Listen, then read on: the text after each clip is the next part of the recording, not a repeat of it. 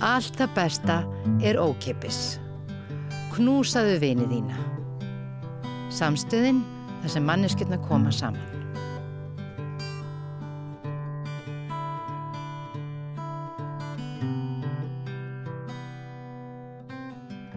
Við vorum að ræða rafbókasafnið og þessi aðgengismál almennings að bókum og upplýsingum og það vill svo vel til að til minni kominn maður sem hefur bara þó nokkra reynslu af bara úr innsta kjarna rafbókasafna og Storytel og það Hermann Stefánsson rithöfundur og ritstjóri eða hvernig þú hefur og tónlistarmaður, þú ert með ýmsa hatta svona?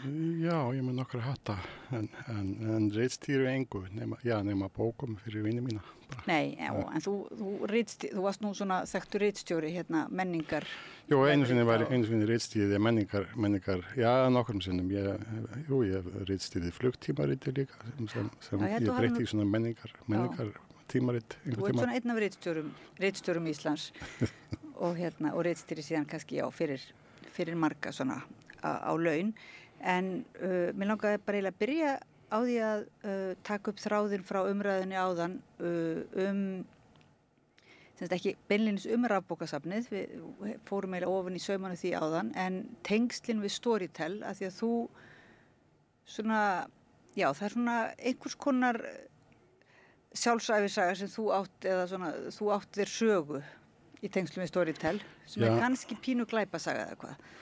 Já, það nú ansi margir sem eiga þessa sögu og hún svo sem ekkert merkileg eða hún ekkert frábrugðin öðrum það hefur verið að gerast það hefur verið að verða ákveðin breyting á íslenskum bókmenntum og hún meðal annars svo að það komið alþjóðlegt fyrirtæki sem heitir Storytel sem búið að koma inn í samninga við rithöfundasambandið að það megi bara láta lesa upp bækur sem svolítið annað form og maður sér það líka á metsölu það sérstakur metsölulisti Storytel og það Sigursteinn Másson alltaf eftir með kannski efni sem maður myndi frekar flokka sem útvarp bara eða svona dagskrárgerð og öðruvísi bækur og þetta sænskt fyrirtæki alveg svo Spotify við erum farið gegnum svolítið sama og músikinn fór í gegnum fyrir nokkrum árum Spotify sænskt glæpafyrirtæki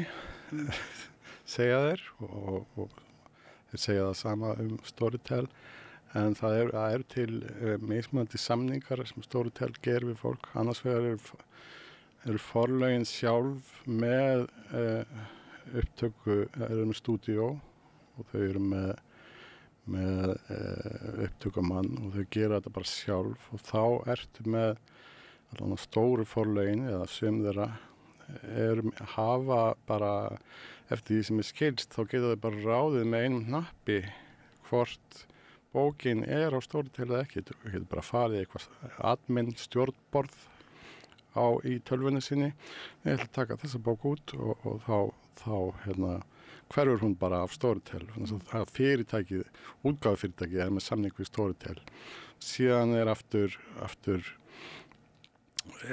aftur undirverktakar Eid Viðarsson heitir hann nú sá besti held ég sonur Viðars Reynissonar en og þá hann tekur að sér svona fyrir alla sko og þá getur Storytel sjálf látið taka upp með leyfi forleggjaranna bækur og þá það útgefandinn þannig að í rauninni þetta skandal sko. Skandalinn sko, stóri skandalinn þessi að það eru allir mjög glaðir yfir því að það skuli vera svona svolítil bylting í miðlun bókmennta til dæmis og ritmáls. Það mikil þörf á því að geta nálgast á annan hátt eins og til dæmis með hlustun fyrir ekki bara þá sem eru á einhvern hátt ófærir að lesa heldur vegna breyttra félagslegra aðstæðna þá er það mjög svona heppilegt. Þessi stórfyrirtæki að því að almennings raunverulega batteríin þau voru kannski aðeins lengi að taka við sér vegna skorts á fjármuni og fjármunum að þá sáu þessi stórfyrirtæki sér leikaborði og sáu bara fram í tímann má segja, það má nú gefa þeim það, að þeir sáu þessi tækifæri og fari yfir á einhvers konar grátt svæði lagalega séð, það ekki? Þannig að það svo allt frekar óljóst, eins og Spotify sakað að borga ekki höfundum. Já. Það fer á svig við höfundaréttar greiðslur, það ekki? Og eins hefur Storytel fengið sagt, á sig þá gagnrýni. Já, það borgar einhverju greiðslur en þær eru fráminnilega litlar. Sko. Það var haldið afmæli Storytel fyrir nokkru og þar kom fram stofnandi og forstjóri Storytel í Svíþjóð og hann hann þakkaði gott gengi fyrirtækisins og sagði að þakkaði upptökumönnum, þakkaði upplesurum, þakkaði starfsfólki og samningateymi og ýmsu svona og síðast en ekki síst sagði hann vil ég þakka hlustendum. En það hvarflaði ekki á honum að þakka lesendum, þannig að hann lítur á þetta sem... Nei, höfundum. Höfundum segi, þannig að hann lítur á þetta sem bara greiða við höfunda, sem það er ekki. Það þarf ekki mikinn starffræðing til að átta sig á því að ef allir hlusta á bókina þína á Storytel, að þú ert söluhöfundur, þá kaupir enginn sömu bók og lesa hana líka og það er önnur reynsla. Sko. Þetta er svolítið eins og við séum komin aftur á baðstofuna sko, og þar var þó greiðslufyrirkomulag einhvers konar að það voru flakkar sem flökkuðu á milli bæja og kváðu rýmur og tóku í það heilt kvöld og þáðu að launum atbeina og gistingu og mat og svona en síðan er náttúrulega samningafrelsi í landinu þannig að það fá ekki allir að sama fyrir lestur og bókum sínum. Þannig að venjulegir höfundar sem eru ekki kannski metsöluhöfundar þeir fá lítið fyrir sinn snúð. Ég meina þeir fá bara eitthvað sem er brandari sko. Ég fæ ekki neitt, ég hef aldrei fengið krónu og einn vinur minn fær sem svarar hálfri máltíð á ári fyrir ansi margar bækur sem hann er með þarna inni. En ég hef svo sem hugsaði ekkert út í þetta fyrst og það fóru hann inn 3 bækur og það er eins og með fleira eins og með risamálhildina maður svona tæknin þróast líka, það er eiginlega synd að enginn, að íslendingir höfundar skulu ekki nota meira réttarkerfið, það er til þess að fá svona mál hreint. Maður fer í gegn með eitthvað prófmál, svo fer í gegn með öll dómstigin og hvað er höfundaréttur? Það fer enginn í, eða flest svona höfundaréttarmál enda einhvers staðar út í móa hjá það sem Vilhjálmur Hans sér málið og það verður aldrei neitt úr neinu vegna það er dýrt líka. Það er svolítið litið niður til þeirra sem að fara, finnst mér fara fyrir rétt út af höfundaréttarmálum. Einhver leiti kannski sumir auðvitað bera virðingu fyrir því að standa með sjálfum sér og sínum hugverkum. En mér hefur þótt að vera aðeins svona eins og gert grínaði líku við að fólk sé að fara erindisleysu og að setja sjálfa sig á einhvern stóran hatt. Það sé paranoid. Stall, menn ég, já. Og sé paranoid líka. Já, en meðan á saman tíma er fólk að fara fyrir mál sem kostar margar milljónir fyrir 200.000 krónur valdgöldin í hússjóð eða eitthvað slíkt og eða fara í dyravörður fyrir mál við mann sem hann hendi út af öldurhúsi vegna þess að hann beita hann í öxlina. Það er ekki lög við því að býta dyraverði í öxlina. Og hann meitti sig ekkert að koma smá tannför. En líka eins og þessi kannski það vegna þess að það viðkvæðið er þetta að þú sem höfundur, ef þú ert ekki metsöluhöfundur, að þá mátt þú bara vel við una að það sé verið að miðla þínum verkum. Já. Og ég hef líka starfað sér rithöfundur og þá er það þannig að kannski það er litið á það að koma einhvers staðar og lesa upp til dæmis fyrir jólin, þá er það kannski flokkað sem kynningar, já þá er það auglýsing, ókeypis auglýsing fyrir þig, já. Og svo hefur rithöfundasambandið raunverulega hvatt sína félaga til þess að taka fyrir að biðja ákveðna lágmarksgreiðslu. En á sama tíma haldið upp á komur þar sem enginn fær neitt greitt í Gunnarshúsi. Þannig að þetta er svona, jafnvægisdans einhver. En rithöfundasambandið hefur ekkert gert í Storytel, svo ég veit til. Ef þau hafa gert eitthvað þá hafa þau ekki látið okkur hinn vita Ég man þegar að Storytel kom fyrst, þá voru einhver tilmæli frá rithöfundasambandinu, það nú svolítið mörg ár síðan, til höfunda til félagsmanna sinna að jafnvel að segja sig frá og neita því að taka þátt í Storytel og ég ákvað að gera það en kannski að því að maður ekkert einmitt metsölu höfundur og þá þessi mótmæla aðgerð manns svona kannski virkar ekki alveg beint en ég allavega bað að þessi eina bók sem var þarna inni, hún tekin út og það var auðvitað svolítið skrítið. Skilur, það var búið að hafa fyrir því að lesa hana mjög vel og vanda til verks og þetta var klárlega svona viðbót við verkið, fannst mér jákvæð viðbót. Já. Þannig að mér fannst það svolítið leiðilegt að fara í þennan, þetta var ekki beint slagur en það voru svona 2 símtöl, hins vegar tókst mér þetta ekki, bókin þetta ennþá.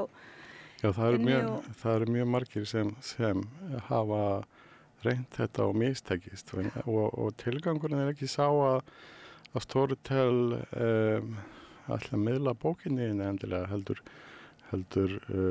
þetta svolítið eins og með Spotify, þú byrjar ekki að fá greitt fyrir eftir 1 mínútu. Ef fólk hlustar á 1 mínútu af laginu og meira þá fer niður, þá ferðu borgað. Þannig að það var ein hljómsveit, svona prakkaraleg hljómsveit sem gaf út plötu sem var öll full af 59 sekúndna lögum, svo þú fengir nú örugglega ekki neitt, það munaði ekki dömnda hvað sem En af hverju skildi maður standa í því, skilur, að fara í og virkilega ná sínum verkum út úr þarna Storytel, þannig að örugglega enginn getur hlustað á manns verk og til dæmis verður það ég skildi senda þetta þá þetta svona eins og hálfgerður draug, verkin eru það eins og hálfgerður draugar hérna inn í þessu.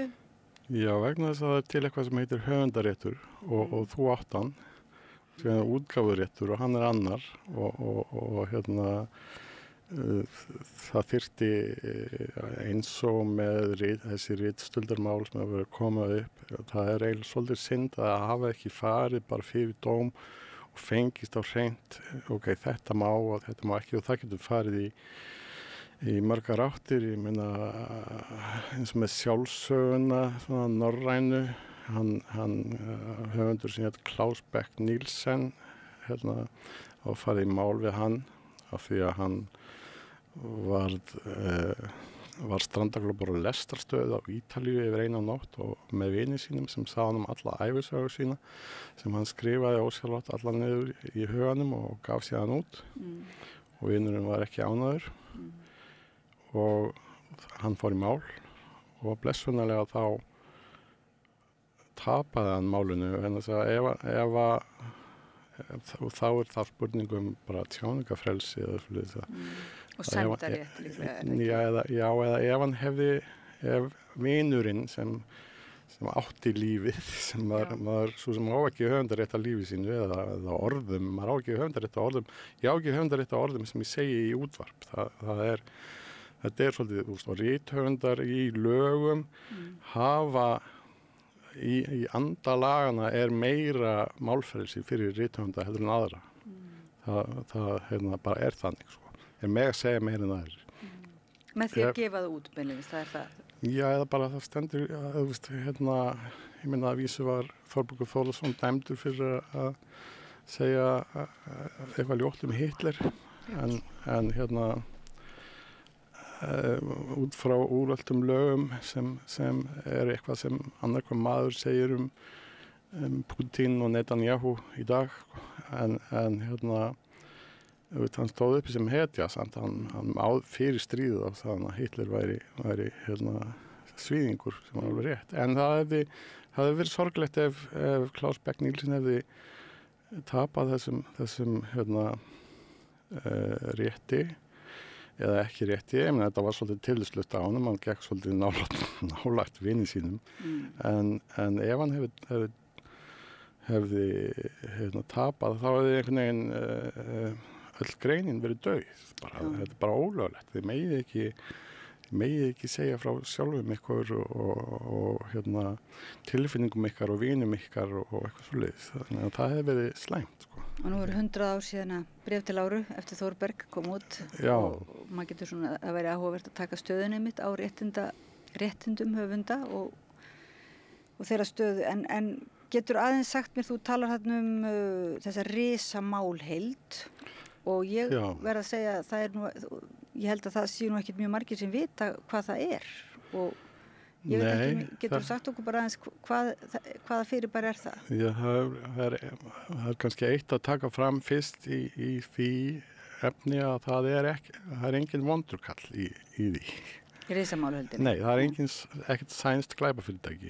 Má ég segja sænskt glæpafyrirtæki? Það er svona spurning. Í útvarpinu, já, ég veit. Hypotetiskt sænskt glæpafyrirtæki, skulum við segja. Og ég fekk mínar bækur út úr Storytel. Það voru 3 þar og ég bara... En þú þurftur að fara fyrir rétt, það ekki? Nei, ekki. Nei, þú þurftur ekki að fara í mál eða svo? Nei, ég bara, ég bý svo vel að vinna hlutastarf fyrir landsrétt og geta þegið ýmis ráð frá atvinnudómurum sem ég gerði nú reynda held ég ekki bara en ég bara hef lesið lög og finnst þau áhugaverð og ég sá ekki að þetta stæðist lög en ég þurfti að fara fyrir einhver alþjóðlegt samningateymi og eitthvað sliðis. Þú þurftur að gera það? Já. Og raunverulega blanda útgefanda mínum inn í málið sem eru einni komið ekki við vegna að þau voru útgefandinn en fullt af fólki lendir í því að það fer að vill fá bækurnar sínar út og þá fær útgefandinn bara rukkun eða með tanningssamning, sko. Ef þú ert með stort forlag þá getur forlagið bara gitt á takka þá hverfi bókin að því að með aðgang að stjórnborði. En ef það er Storytel sem er útgefandinn þá fær útgefandinn bara rukkun upp á formúu fyrir kostnað við upptöku og slíkt. Þannig að hann hefur þá væntanlega samþykkt einhvern tímann í bríari en má alveg skipt skoðun eins og aðrir. Ég vil ekki hafa þessa bók á þessu formi lengur. En risamálhöldin er bara aðferð til þess að bjarga íslenskunni. Svona þannig séð að það er búið að vera alveg frá 2007 eða lengur hugmyndin snjall heimili og við erum aftarlega á þessari meri þannig að ég á vin sem á pappa sem er franskur læknir og alveg árið 2000 og þá gat hann talað við bara tæki og tækið skrifaði niður sjúrnalinn orðrétt og þetta heitir talgreinir og þetta er svona hluti af þessari gervigreindar þróun og það er náttúrulega, ég hef tekið þátt í að þróa svona talgreini og með því að leggja niður mitt eigið starf þess að ég vann við það í hlutastarfi að skrifa niður texta fyrir Alþingi og það auðvitað, og ég var bara frekar glaður með þessa þróun, þetta var ekki svo skemmtilegt, maður gæti tekið svona rispur og setið við í 12 tíma, sko, en hlusta á ræður og afrita. Já, skrifaði niður eins hratt og maður getur, þannig að það var akkord, sko. Já. En talgreininin gerir þetta núna og gerir það með villum, þannig að og það getur verið, ég vann við það eftir á að fara yfir frá talgreininum og ég sá hann bara hvernig hann fór fram, bara í stigveldi sko, svona, hann tók stökk í framförum hvað hann var betri en samt hann komin á leiðarenda þá kemur ræða frá þingmanni sem er með setningunni nú er komin ný aðferð við að takast á við sorg henn er þjappað í litla kassa og send til Svíþjóðar þar sem hann er notið til að kynda hús. Og þetta er mjög frumlega, þetta er eins og ljóð, þetta er mjög frumlega aðferð við að hendla sorg, bara, en þetta átti að vera sorp. Já, nú, vá. Þannig að hún var smá mishert svona, skilningurinn ekki alveg góður, en risamálheldin er ásækinn. Risastór gagnagrunnur með íslenskum orðum og orðfæri og tali og skrifum. Sem á hvers vegum? Þetta er svona máltækni svið sem á vegum Árnastofnunar og fleiri. Og þetta verður að gerast annars, Japanir eru fyrir löngu komnir á þann stað að vinkonu mín á börn sem eru læri í Japan og alltaf þegar þau koma heima þá flýtur upp úr baðinu af því að þau eru vönd í að baðis í tæknivætt og þau sagði fylla baðið, segja þau. Þetta er svona snjall heimili sem var draumur allra 2007 en núna var þetta svona miklu nær og ryksugan talar og ég á svona ryksugu, ég get verið út í Tókíó og fjarstýrt henni og hún búin að kortleggja, hún reyndar internettengt og ég gæti ef ég vildi, mér finnst það bara creepy, látið hana ryksuga heima hjá mér. Áður hún kemur heim, já. En ég á svona persónulegt samband við hana, ég kalla hana Brenda og ég vil eiga í persónulegum samskiptum með hana. Ég vil ekki fjarstýra henni, en Byrju, það þannig að þá er þetta spurningum að við getum tekið þátt í þessu, ef við ætlum að búa á snjallheimilum, að þá verðum við að tengja róbótana við íslenskuna, það málið? Þannig að til þess þarf einhvers konar risa málheild til þess að tala, sem þá bara einhver túlkunarbatteri sem getur tala við. Já, og í ábóðslega margt. Hún ekki túlkunarbatteri, hún svona grunnur sem er notaður til þess að ísskápurinn talar. Hann segir manni hvað vantar í ísskápinn, þvottavélinn talar og það tala öll tæki, farsíminn talar, tölvurnar tala, Siri talar. Og hvað þá í þessari risamálheild? Það þá væntanlega einhver orðagrunnur eins og háskóli fyrir róbótana eða hvað? Já, og fyrir ýmislegt, en svona 2018 og þá sendi, og þetta voru Vésteinn Ólafsson og Eiríkur Rögnvaldsson og einhverju svona. Þeir sendu útgefendum bréf og báðu leyfi til þess að setja nýjar íslenskar bækur ofan í risamálhældina. Þeir fengu nei, því að útgefendur höfðu áhyggjur af orðabókum og ýmsu svona. Það betra að nota gamaldags orðabók en tölvu, sem maður betur orðin. Spurningum, bók annað form. Einbeitingin skýrari á pappír heldur en ég veit ekki hvað útgefendur voru að hugsa, en þá þurftu þeir að fara þeir fóru í lista Rithöfundasambandsins og sendu í gegnum Rithöfundasambandið beiðni á allra sem var með svona formi sem maður þurfti að fylla út og senda tilbaka, ég held að það verið 2018 eða 2019 og þannig til að svara enginn, það kemur langt og leiðilegt bréf frá RSI eitthvað sem maður nennir ekki að lesa til enda og hvað þá fylla út form og skila því. Og svo kom aftur bréf held ég, síðan ákveður að fara þá leið að senda bara bréf á allra þar sem stendur að það eina sem þú þarft að gera er að svara ekki þessu bréfi og þá lítum við á það sem ætlað samþykki og að þú gefur leyfi, þannig í rauninni hafa allir íslenskir rithöfundar gefið leyfi til að setja bækur sínar í heild sinni í þessa risamálheild. Það sem ekki hafði komið í ljós vegna þess að þetta svo rosalega þróun. Þeir lofuðu að geta alltaf tekið bækurnar úr risamálheildinni. Það ekki hægt. Það bara, þú skvettir föt af vatni í sjóin og við erum ekki tekið þá fötu upp úr sjónum aftur. Hún bara þarna og það sem meira að ef ég þannig þenkjandi að þá get ég nota risamálheildina, segjum að mér langar til að verða ljóðskáld og ég minnst Gerður Kristný gott skáld, ég vil vera svona svolítið eins og hún. Þá getur bara fóðrað gervigreindina á upplýsingum hvernig ljóðabók ég vil skrifa, þá skrifa hann þá ljóðabók og það tekur hana mjög stuttan tíma. Þetta orðið stórkostlegt vandamál í háskólum líka vegna þess að fólk fyrir að skrifa ritgerðirnar sínar með gervigreind. Þannig að sem þú kallar risamálheild, eða sem kallast risamálheild, er það sko hluti af þessu gervigreindar?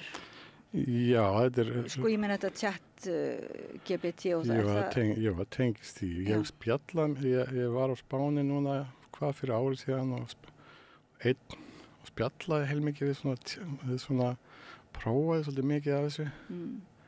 Bara svona forvitni, var að spyrja, eða svona prófa líka hvar mörkin liggja alþjóðlega þá, ég ekki að tala íslensku risamálheitina. Það var svolítið skrítin mörk, maður segir hérna, maður spyr hana einhverjar spurningar og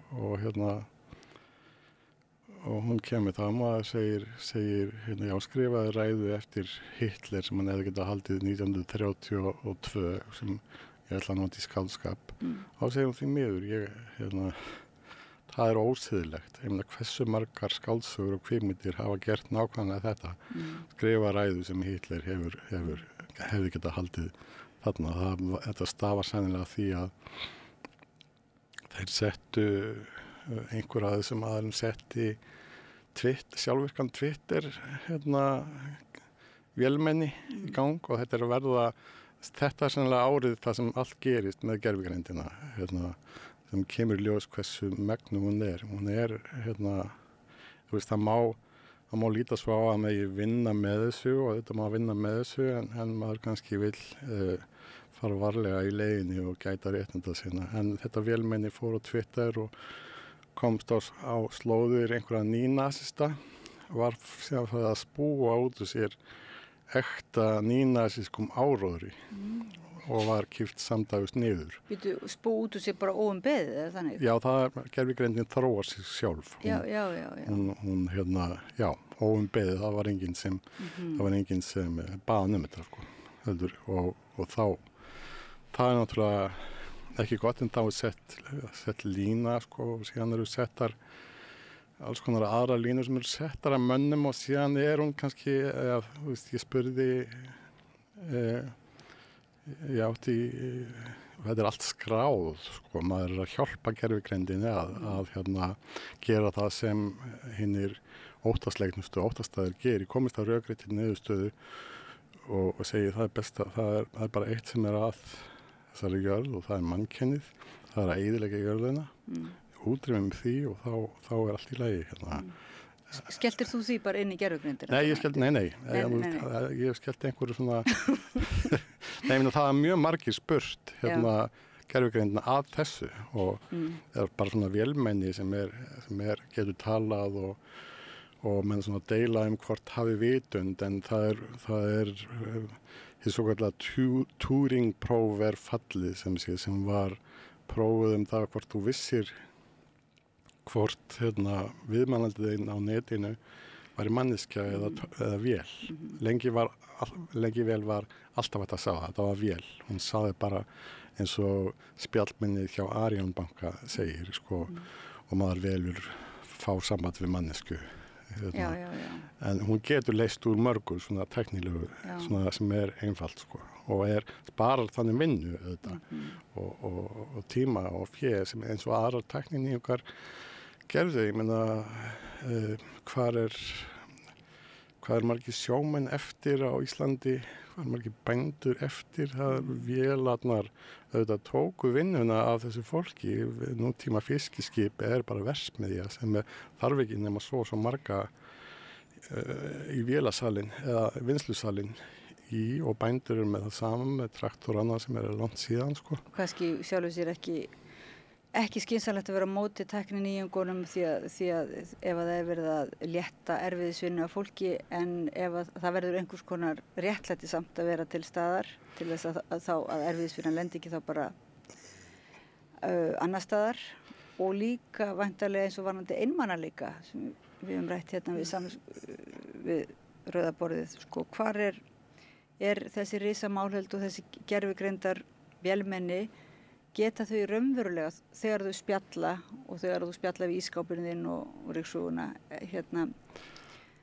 Já, ég spjalla alveg við ískápurinn og ryksuguna. Verður þau minna einmana? Það svona, Nei, ég var hann út á Spáni í sólríkum garði og spurði vélmenni, ég var svona að prófa rökhyggina líka,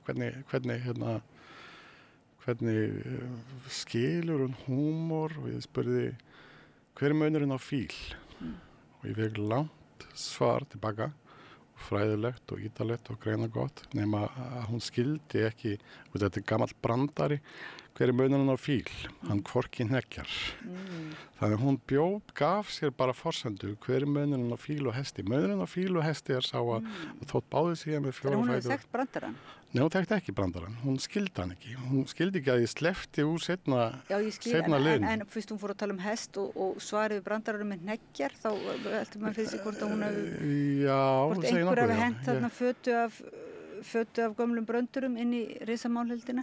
Segð mér aðeins með, hvað svona siðferðisstaða rithöfundarins, ef við tölum og höfundana og útgefandana, ef að það kemur þetta hvað sagðirðu, áætlaða samþykki sem mann finnst ætlað samþykki, já. Það bara til í lögum líffæragjöf þannig að þetta er ekki löglegt. Þetta er ekki löglegt? Nei. Og það komið í ljós eða? Samkvæmt mínum heimildum og þá liggur það alveg ljóst fyrir. En þannig sem sagt, þannig að raunverulega hafa kannski mjög margir höfundar ekki svarað þessum pósti, eins og þú segir það var kannski ekki nefnt að lesa bréfið. Já. Og þannig að þar með er kannski stór hluti íslenskra bókmennta, samtíma bókmennta inn í þessari risamálheild. Það er slæmt ef að það er ólöglegt og ef höfundaréttamál eru öll í ólestri en hins vegar getur maður ekki ímyndað sér að það sé svolítið þá gott að það séu þá jafnvel góðar bókmenntir þarna líka en ekki bara eitthvað nýnasista röfl. Er ekki auðvelt að höfða til dæmis höfunda, viltu ekki leggja eitthvað til mál heildarinnar, þetta er okkar samíl og Jó, maður vill auðvitað íslenskunni allt til besta og maður vill, en hættan kannski svo sem var ekki ljóst þá að það er hægt að það er svolítið vinna að stela bókum eða stæla þær og það er ekki nýtt. Fyrsta bindið af Don Quixote kom út og síðan líka 10 ára til annað bindið kom út. Í millitíðinni að einhver tekið sér til og falsa seinna bindið af Don Quixote og það var mjög vinsælt út á vinsaldir fyrra bindisins en það var rosalega vinna. En nú getur maður, og það er alveg reyndar 20 ár frá því ég var með þýðingaforrit og skellti Don Quixote inn í hann og ítti á þýða og það var þýtt á 10 sekúndum á ensku, af spænsku yfir á ensku og mjög illa þýtt en ég er kannski hættan að þegar eru farnir að birtast þegar eins og bandarískur rithöfundur lenti í kona að þá birtist allt í einu bók eftir hana á Amazon sem hún kannast ekkert við og það er ég meina það er og síðan er auðvitað hættan við myndvinnsluna og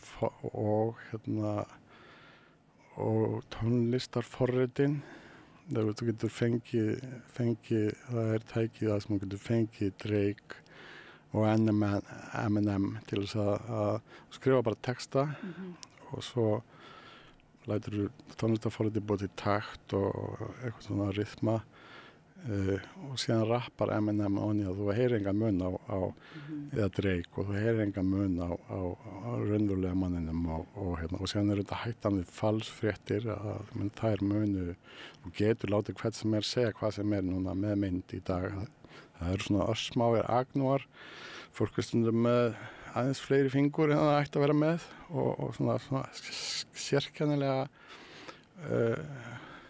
sérkennilega óljósar villur sem eiginlega bara þarf sérstaklega auga til að sjá og ég hef ekki það auga en hvað eiga rithöfundar finnst þér svona eða hvað finnst þér sem rithöfundur? Ég er búin að segja mig úr risamálhildinni. Þú ert búin að segja þig úr henni? Já. Og var það ekkert en hvernig var það hægt þá?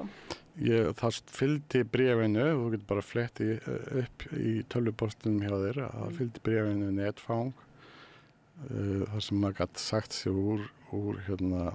Já, gerður það á sínum tíma þegar þú fékkst bréfið?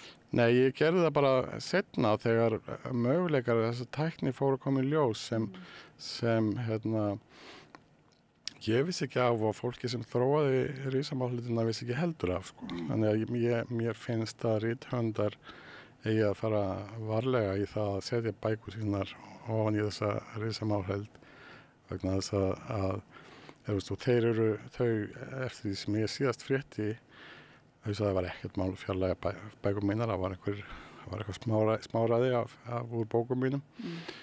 Þau eru enn að vinna í því. Það þýðir að þau skvettu föta vatni í sjóinn og þau eru enn að kafa í hafninni að leita að þessu vatni. Það er vonlaust. Þau munu aldrei en þau hafa ekki. En á hvaða forsendum, Hermann Stefánsson, ákveður þú að afturkalla leyfið eða samþykja ekki þetta leyfi sem að þú telur hafi verið ólöglegt? Gerur það á svona lagalegum forsendum, siðferðislegum forsendum? Já, lagalegum vegna þess að þetta leyfi er kólólöglegt og hérna þú getur ekkert ef það er sama ætti við ætlað samþykja önnur svið tilverunar og getur rétt ímyndaður hvernig það myndi enda. Sko. Getur ekki gert ráð fyrir ætlað samhengi að þú segir ekki neitt. Það er bara samhengi og það er ekki, ég vildi það ekki og svo maður hræddur við tækni. Þegar kemur í ljós hvað hún getur gert margt rosalega gott.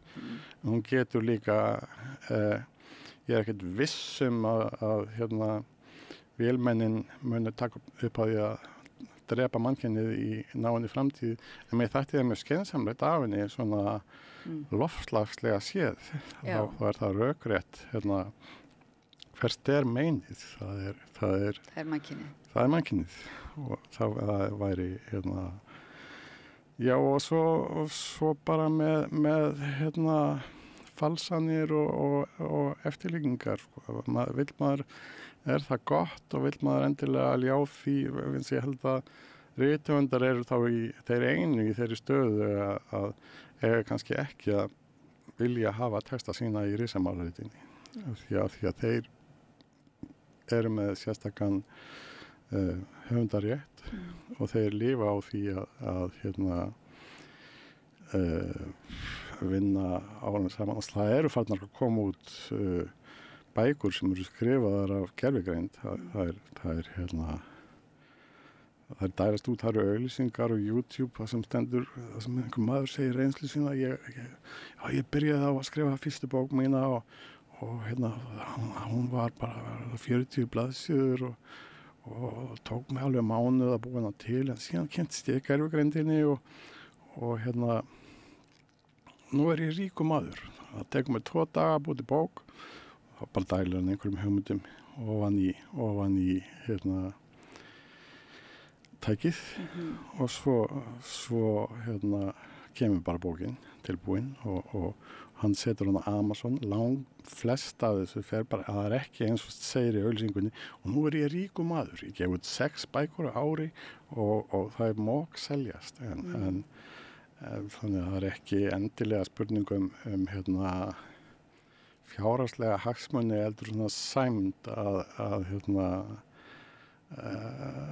að vilja ekki endilega ljá þessu lið sem en þessi höfundur, það er kannski ekkit svona margir þetta er dálítið nýr stíll þá af rithöfundi svona sem að já, hann er bara versmiðja sko já, heldur þetta sé raunverulega svona leppur þar að er þetta rithöfundar sem að snúa sér að gervigreindinni svona eins og gjörningi einhvers konar og tala það sem eins og gjörning eða er þetta bara sem sagt, er þetta einhverju sem er að leika rithöfunda eða þannig? Nei, ég meina þetta eru þessi samkvæmt auglýsingunni, ég veit ekkert hvað er sagt í auglýsingunni og hvað ekki sko en ég meina það hafa alltaf verið til eftirhermur, svona epikónar í aldana rás og sem hafa hent eftir góðum listamennum, það eru til góðu listamenn, svo eru til eftirhermur, það hefur alltaf verið þannig og En viljum við endilega gera eftirhermunum leikin of auðveldan, þannig að tæknin gerir það verkum. Ég veit ekki hvað eru til margar bjarkar eftirhermur en hérna, þær, þú veist, hérna, já, hún gerir þeim leikinn skemmtilega, hérna, erfiðan með því að vera aldrei að endurtaka sig, hún gerir aldrei það sama, hérna, sagði mig Álfrún Gunnlaugsdóttir einhvern tímann, að hérna, hún er hérna fyrirmynd allra íslenska listamenn að venna þess að hún gerir eitthvað sem gengur vel og fer ekkert að gera það aftur, heldur gerir bara alltaf nákvæmlega það sem þið sýnist, þetta ættu allir að gera og ekki fóðra, eða þú getur notað sem listamaður gervigreind með einhvern hættu og ég þekki þannig fólk í myndlist sko, að hérna og ég hef mér sér gert þannig ég get ekki dreigið beina línu en ég fóðra forritið á einhverju, ég vil hafa þetta í stíl hérna fer mér og ég vil þetta sýni rithöfund sem situr ofan á hafsbotni með skrifborð og hérna pennin hans kolkrabbi eða eitthvað sliðis. Þá kemur ógeðslega flott mynd sem ég ætti aldrei nokkuð séns í að gera nema hún skildi aldrei hvernig pennin gæti verið kolkrabbi, þannig að kolkrabbin var alltaf sveimi einhvers staðar og sonur minn er svona hefur málað, teiknað og málað alla ævi og hann sagði daginn, mér finnst aldrei fúlt að mér var alltaf langað til að vera málari nú bara komið gervigreind gerir það bara fyrir mig og þá allir draumar mínir ónýtir. Já, en sko þetta einhverju lítið hugsað maður, þetta þessi, ef maður hugsað þetta sé ekki stórfyrirtæki, eins og þetta svona pottur, þetta bara eins og undirmeðvitundin sem að Jung talaði þú veist að við eigum raunverulega öll hlutdeild, það einhver svona, það inn í okkar undirvitund eru allar þessar góðsögur sem að bara hafa verið til og skrifaðar og sagðar, öll þessi munnlega geymd einhvern veginn inn í okkur og við nálgumst hana bara með menningunni og móðumjólkinni og þessi risamálheld verður svolítið svoleiðis, maður getur síðan að sé mjög fallega, það að segja, það einhverjir sem maður notar á mjög skapandi hátt og hérna setja ímyndunarafl sitt inn í og fá alls konar furðulegar myndir og svoleiðis. Nei, og svo líka til að hjálpa íslenskunni, til að hjálpa jáfnvel þeim sem maður get ekki tjáð sig vel, að þá eru þessir sem eru höfundar, vinna við það að orða vel og byggja upp góðar setningar, að þeir eru þá einhvern hátt að hérna, eins og í vega gerða hjálpa til, og þá kemur bara en hvað, þá er það bara hvað er það þá svona, hvað er þá slæmt?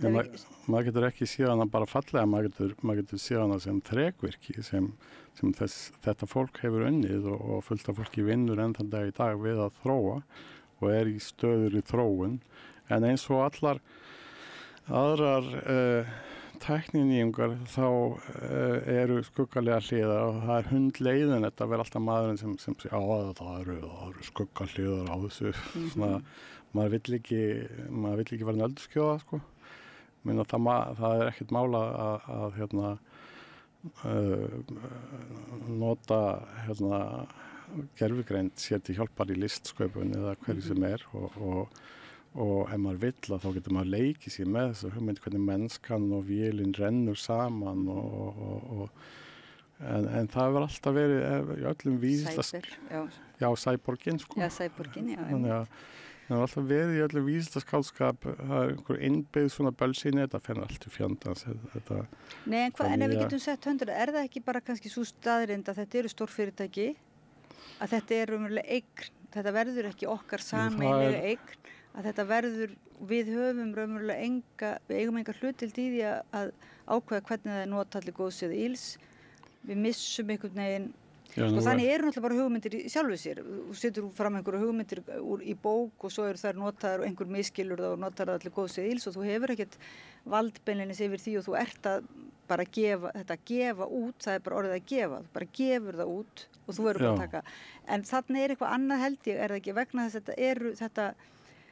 það er eiginlega bara fyrirtækja menningin og hérna, er það ekki svolítið það sem er grunnurinn? Og ég myndi segja að hérna, það eru fleiri fyrirtæki á Íslandi en bara Árnastofnun og þess batteri sem eru með svona talgreina.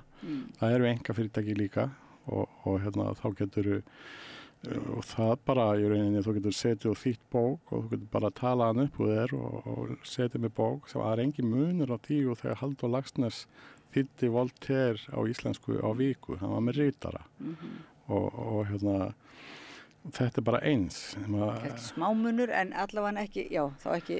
Ritarinn hraður, hann gerir villur sem er svolítið erfitt að sjá af því að það eru svo skrýtnar. En hvað það þá? Ok, þetta getur bara verið gott og fyrirtækin eru kannski bara mjög góði sjálfust, það er kannski vitlaust hjá mér, það sé bara eitthvað spurning að þetta séu einkafyrirtæki. Er þetta þá andvaraleysi þeirra er þetta lögfræðilegt atriði? Að rithöfundar ættu að er þetta svona réttlætismál eða höfundaréttarmál, er það aðalmálið? Já, það er það. Er það glæpamálið ef við reynum að finna svona hvað það er engin glæpur í þessu, þau bara, það var einhver fundur í RSI og ég nefndi nú ekki, ég sendi smá skilabóð og sem voru lesin upp og ég bendi þeim á vinsamlega og bara með þökkum fyrir allt þeirra góða starf og svona, það vildi nú svo til að þetta væri ólöglegt. Og það er þetta mál. Ef þetta rúmast ekki innan löggjafar okkar í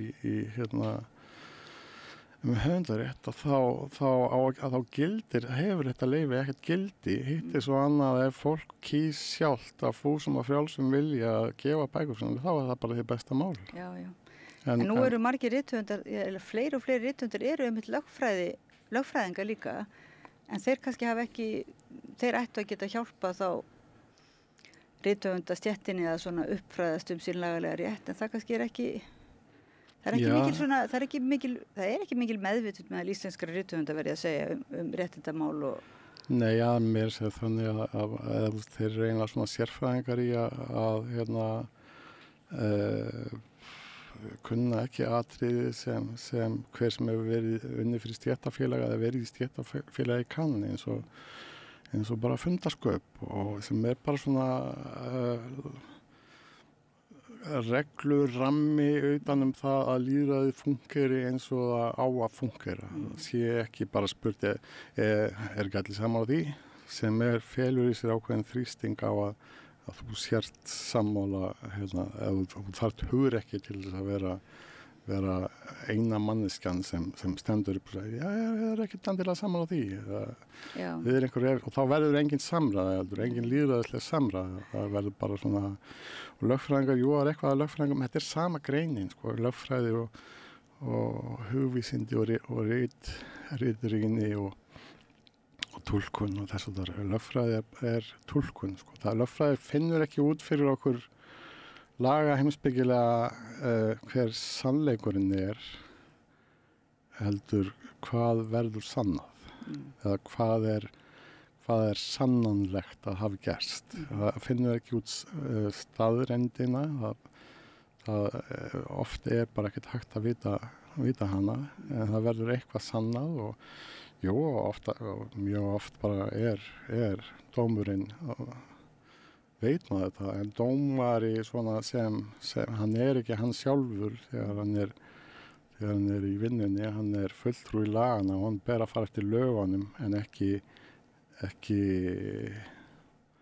því sem hann kannski einst inn í grunnar að sé sannleikurinn. En blaðamenn eru þessir sem að eiginlega hafa þá stöðu í dag að komast að sannleikanum, frekar rithöfundar kannski og rithöfundar og blaðamenn í sammenningu og þetta ætti að vera svona teymisvinna með lögfræðingum svona gagvart þessar, það væri allavega sterkur leikur eða það væri þarna ákveðið samræði í gangi og gagnrýnin samræða gagvart einhvers konar valdi gervigreindarinnar eða þessar risamálheildar sem við veitum ekki alveg, valdsvið er mjög svona óljóst.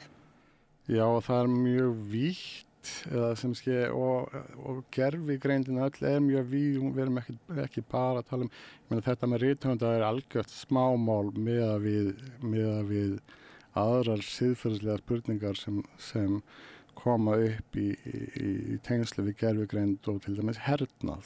Það eins og til dæmis Íran var að senda flokk af drónum sem gerðu árás á Ísrael sem veldur því að Ísrael hyggst gera innrás í Íran sem það sem Biden alltaf að gera eða hann var búin að lýsa því yfir en þeir passuðu sig að senda lélegustu drónana sína þannig að þetta væri hefur svolítið að sína hvað Íran væri mikið herveldi meira að segja lélegustu drónarnir okkar geta komist hérna yfir og gert þessa árás sko. Þannig að og síðan eru Bandaríkjamenn með í smíðum sko, sjálfstýrandi og orrustuflugvélar sem eru óttalausar og það vinna bestu orrustuflugmenn í svona loftorrustu mjög auðveldlega. Það taka þessa sveiflu fara aftur fyrir sig og hvolf sem miklu líkur á að drepi sig á. Það skiptir gervigreindina engu máli. Hún vinnur á þessu. En þú að segja raunverulega kannski eða erum við komin að þeirri niðurstöðu að rithöfundar og allir raunverulega sem leggja eitthvað til eins og þessarar reisa málhildar þeim beri svona siðferðisleg skylda til þess að vera á varðbergi og vera vakandi gagnvart því hvað þangað fer inn og svoleiðis vegna þess að þetta snúist ekki bara eitthvað sætan ískáp, hvernig hann talar og bókmenntir heldur þetta geti farið líka að snúast stríð og við raunverulega áttum okkur bara ekkert á orsakasamhenginu þannig að okkur beri bara að vera á varðbergi og vera vakandi fyrir réttindamálum. Er það ekki svona? Jú, og jafnvel standa með mennskunni sannleikanum.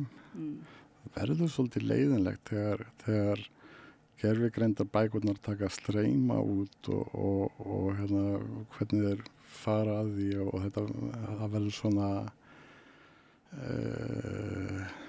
ég skrifaði smásögu fyrir nokkrum árum og spátum, ég sé ekki betur en hann sé búin að rætast alveg það verður bara fundin upp vélmenni sem lesa bækurnar af því að bóklestri fer hnignandi það í beinu samhengi við Storytel að það að hlusta bækur og það furðulegt að þeir sem standa í bókaútgáfu sjáu þetta ekki, þeir að grafa undan sjálfum sér með því að gefa útgáfuréttin á annað form. Já, svo ég var að tala það hérna einmitt áðan að það virðist nú samt vera þannig að það færi bara vel saman. Það eitt útrými ekki öðru. Sem sagt, það þarf ekki endilega að vera hljóðbók eða rafbók versus ritmál. Þetta sé meira bara spurning að ef til dæmis gæði hvort sem það prentara bóka eða hljóðbóka ef þau eru svona, þau byggist á einhvers konar málamiðlun og bara einhverju svona móði. Það er alltaf það er ákveðna reglur í hljóðbókarlestri að þú skalt ekki leiklesa er ein af þeim, þú skalt bara lesa en eigi að síður þá kemur alltaf einhver túlkun með lestri og það getur verið það er önnur upplifun að lesa bók en að heyra hana lesna og þar að ekki að þá eigum við batteri sem heita almenningsbókasöfn sem er samfélagslega svona okkar og það má bara setja hljóðbækur þangað inn og þá samkvæmt lögum og þá fá rithöfundar greitt eins og þau fá greitt út fyrir hverja lánaða bók. Af hverju erum við að fara út í eitthvað annað og einhver sænskur einkaaðili á þetta svið sem þrátt fyrir allt okkar. Þannig að rafbókasafnið sem við ræddum einmitt í dag, ef við styrkjum það, að þá losnum við raunverulega við mikið af þessum furðulegu eða svona erfiðu álitamálum siðferðislegu og líka bara kannski... Já, þróunin verður bara eins og í Danmörku, það sem ég skilst að flestir svona listrænir höfundar, eða hvað að segja, hafi bara sagt sig úr Storytel og það sé bara eftir ákveðin hópur sem þá bara Storytel-hópurinn og hann græðir þá líka á því, þá fær hann betur borgað.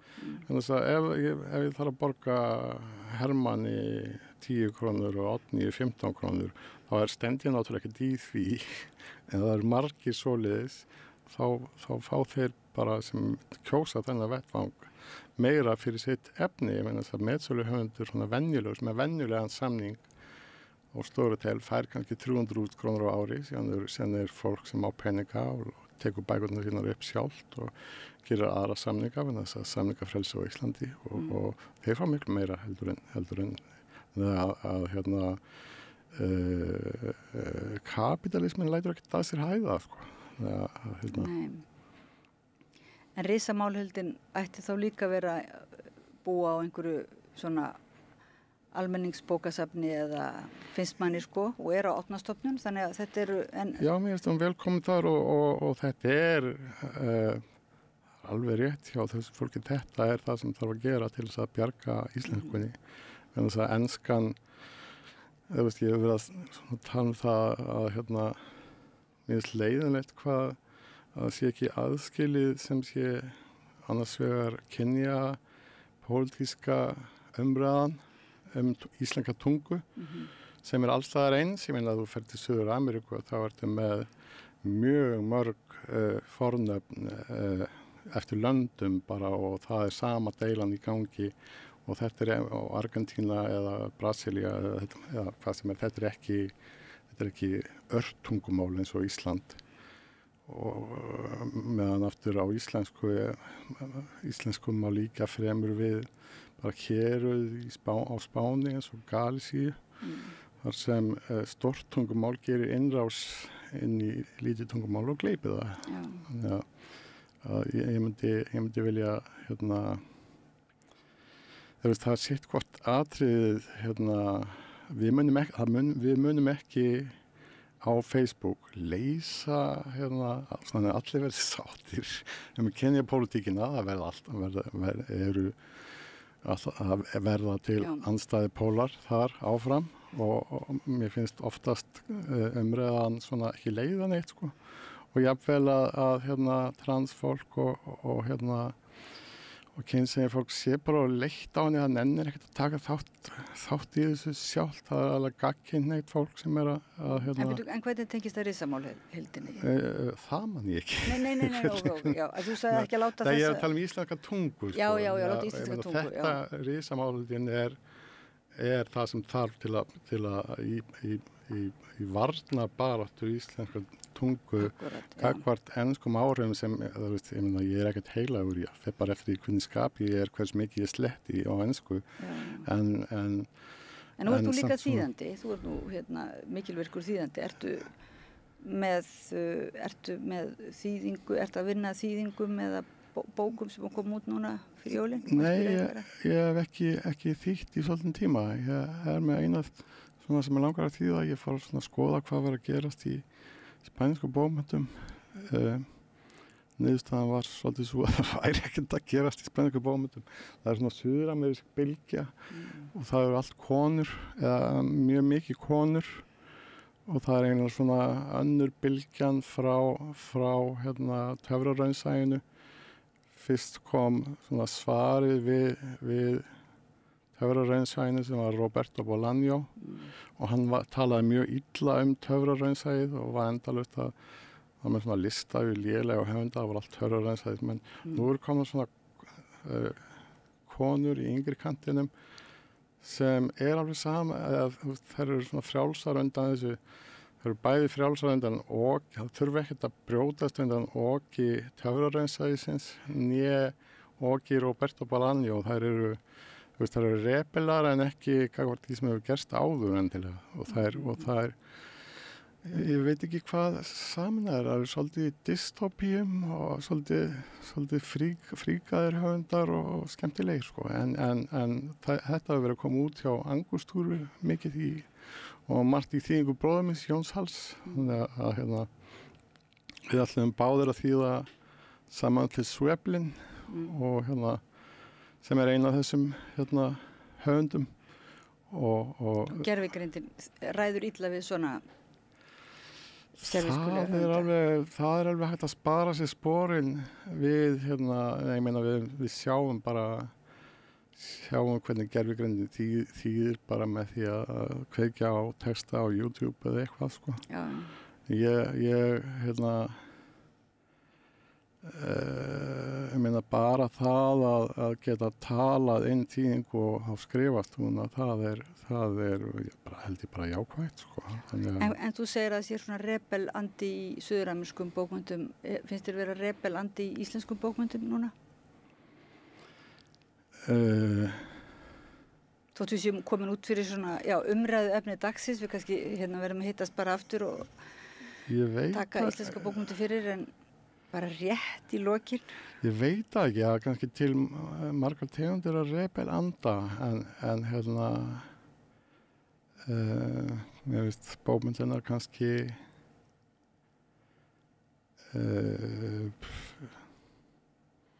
þú segir mig algjörðan bobba. Já, ef við ekki bara fresta þessu fram á haustið og segja þetta gott. Hermann Stefánsson, rithöfundur, ritstjóri og þýðandi, tónlistarmaður og eiginlega núna okkar sérfræðingur í Storytel eða svona réttindamálum höfunda gagnvart stórfyrirtækjum eins og Storytel og gagnvart stór fyrirbæri eins og risamálhildinni. Að bara þakka þér kærlega fyrir að koma og segja okkur aðeins frá hver staðan er. Ég held að veit ekkert af því að við vöknum og pælum aðeins í þessu og látum ekki bara yfir okkur gangu einhver svona ætluð samþykki, hvorki á þessu sviði né öðru. En þetta er síðasta spjallið okkar við rauðaborðið í kvöld og ég vil þakka Pétri Fjellsteð kærlega fyrir að sitja með okkur og sjá tæknihliðina og gera okkur kleift að komast út í heiminn og Laufeyju Líndal Ólafsdóttur einnig. Ég vil nú minna á að samstöðin er svona hugsjón annars konar blaðamennsku þar sem að búa til vettvang þar sem við getum gefa okkur tíma til að ræða það sem skiptir máli og segja kannski það sem okkur liggur á hjarta og líka það sem að ræða gagnrýnið það sem er kannski óþægilegt að ræða og það byggist líka upp á hlustun og áhorfi ykkar og við þökkum fyrir og minnum líka á að það má líka styrkja svona fjárhagslega með því að fara inn á síðu samstöðarinnar og setja sig í áskrift, íta lítinn hnapp sem stendur á áskrift og gerast líka félag í alþýðufélaginu, þá verða menn sko eigendur að þessu fjölmiðli. Þannig að þetta er svona svolítið til höfuðs bæði stórfyrirtækjum og ríkisvaldi og svona. Þetta er bara, ekki til höfuðs, alls ekki, en þetta er bara, við erum að reyna að búa til meiri margbreytileika og búa til vettvang fyrir gagnrýna umræðu. Kæra þakki fyrir að horfa í kvöld og hlusta og alla daga og góða nótt. Gerist áskrifendur á samstöðinni og taki þátt í að byggja upp öfluga og róttæka samfélagsumræðu. Með því að ganga í leigjendasamtökin styður þú baráttu leigjenda. Leigjendasamtökin eru fyrir öll þau sem vilja vinna að réttlæti og öryggi á húsnæðismarkaði. Leigjendasamtökin.is Allir þættir samstæðvarinnar eru fáanlegir á öllum helstu hlaðvarpsveitum. Þarftan að tala borgarfulltrúa. Borgarfulltrúar Sósíalistaflokksins eru með viðtalstíma alla mánudaga klukkan 13:30 til 14:30. Það þarf ekkert að bóka tíma, endilega kíkja við í Bólholt 6, 105 Reykjavík. Við erum í útvarpinu á FM 89,1. Segðu það á samstöðinni. Samstöðin er í eigu hlustenda, áhorfenda og lesenda. Sláist í hópinn og gerist áskrifendur.